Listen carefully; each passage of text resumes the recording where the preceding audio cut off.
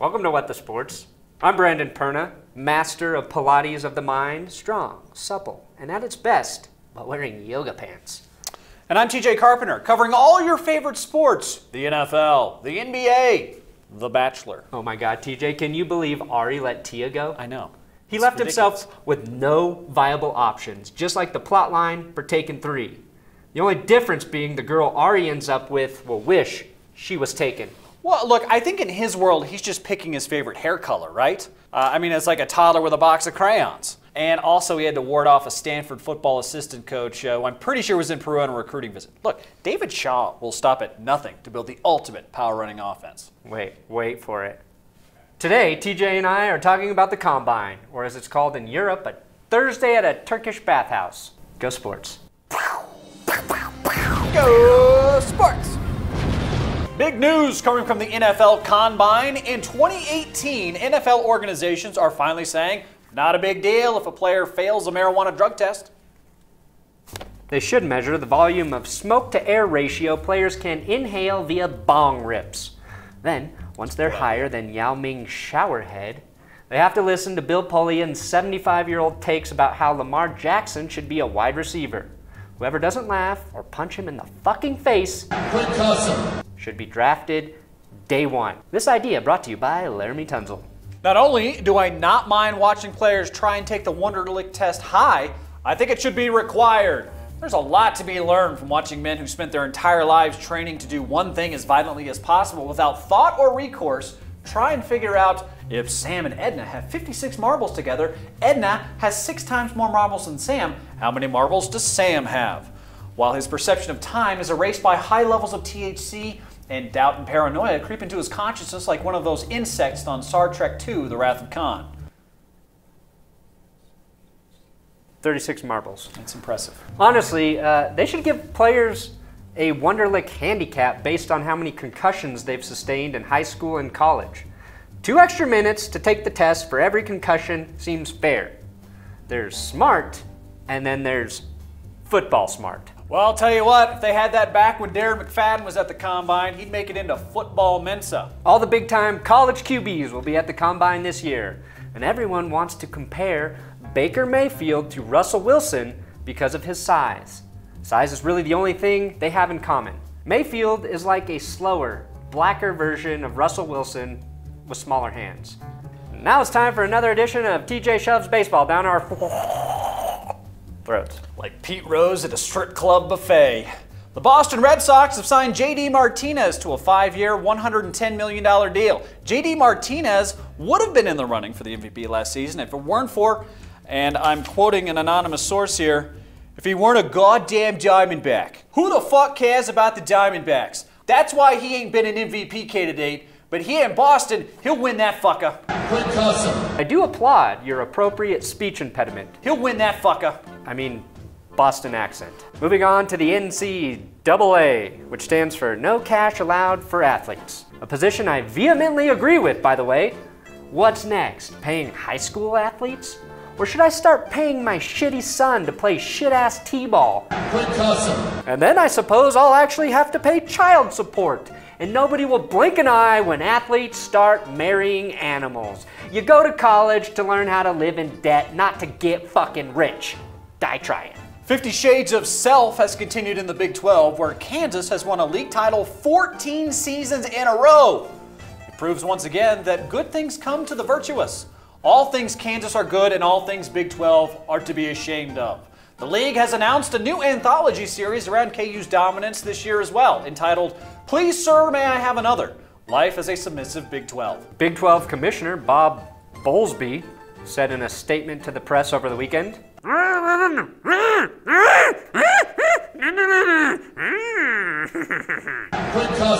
The Nets beat the Bulls this weekend, which is apropos of nothing, except for this savagery. Bounces. Allen drives in. Yeah! That's a grown man's move. Lauri Markkanen has been banned from basketball. Lauri Markkanen can now be counted as a crime statistic. Lauri Markkanen is going to have to clean every pair of underwear he owns. Lauri Markkanen is going to have to change his name to something even more feminine sounding. Like Crystal. Case Keenum, despite winning the most magnificent playoff game in recent memory, is still getting treated like a backup. The Vikings decided to not place the franchise tag on him because they still believe Sam Bradford will live through an entire NFL season. Sam Bradford is like a Jackson Pollock painting. Overpriced, overhyped, and at the end of the day, it's just a bunch of broken pieces. Sam Bradford is literally the worst thing to ever happen to Native Americans in this country. Now it's time for TJ's Got Beef!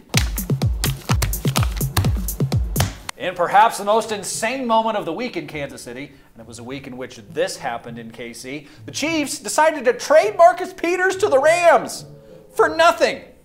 Actually, a second and a fourth. Peters is arguably the best corner in the league. Why trade him for so little? Nobody thinks he's the best corner in the NFL. Hell, that's not even the first naked guy I've seen driving past Worlds of Fun in Kansas City. It is the first one not offering sex for barbecue brisket. But continue. I've got beef with the Chiefs. You traded Marcus Peters for occasional outbursts, for being a little passionate. Not everyone can be a robot walrus devoid of feeling and human emotion like you, Andy. But wait, you basically let Travis Kelce grope his way to the end zone like he's at a freshman frat party, and you're fine with Tyreek Hill punching and choking his pregnant girlfriend. But Marcus Peters gets upset and questions why you blew yet another double-digit lead in the playoffs, and that's the last straw? How dare you question this coaching staff, Marcus? At least we know Marcus Peters is keeping it real. TJ, I think this is when keeping it real goes wrong. A new series on MTV. Look, would you rather be in LA or Kansas City? This is when keeping it white goes wrong. Peters is just a strong-willed black man, and fans don't like that. Kansas City in particular doesn't like that. Which brings us to our recurring segment.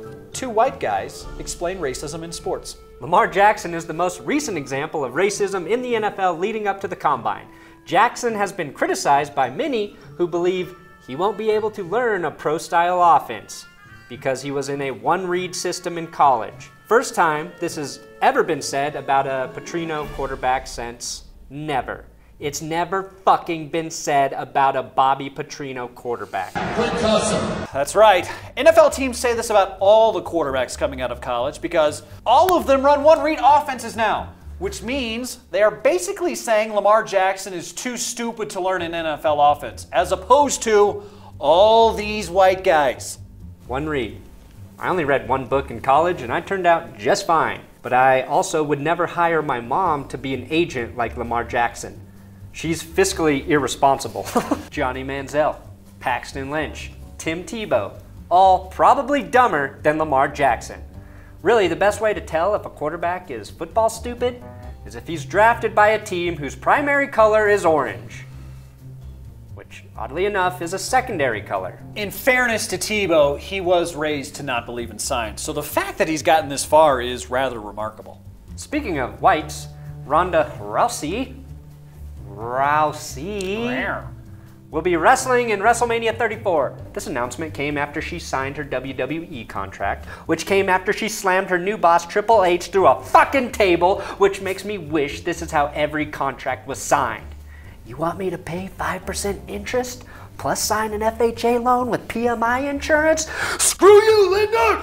Boom! Through a table! Through a fucking table! It's the same way I envision Roger Goodell delivering his supposed multi-million-dollar fine to Jerry Jones for trying to convince the other NFL owners Goodell was a giant twat. The giant twat, Goodell's wrestling name, throws the human liver spot, Jones' wrestling name, through a 60-yard jumbotron at the Cowboy Stadium, where we all pray they both somehow die. This is why I believe the XFL is ready to thrive. You want to be a coach in the XFL? Better be able to beat Vince McMahon in an arm wrestling match.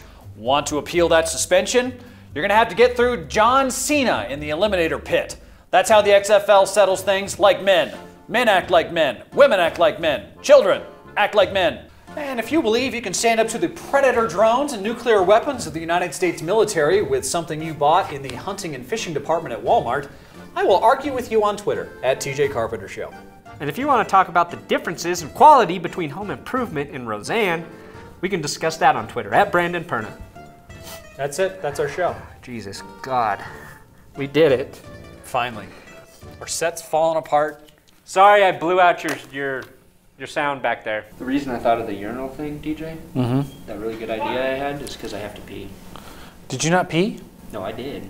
You got to pee again? Yeah. Go pee again.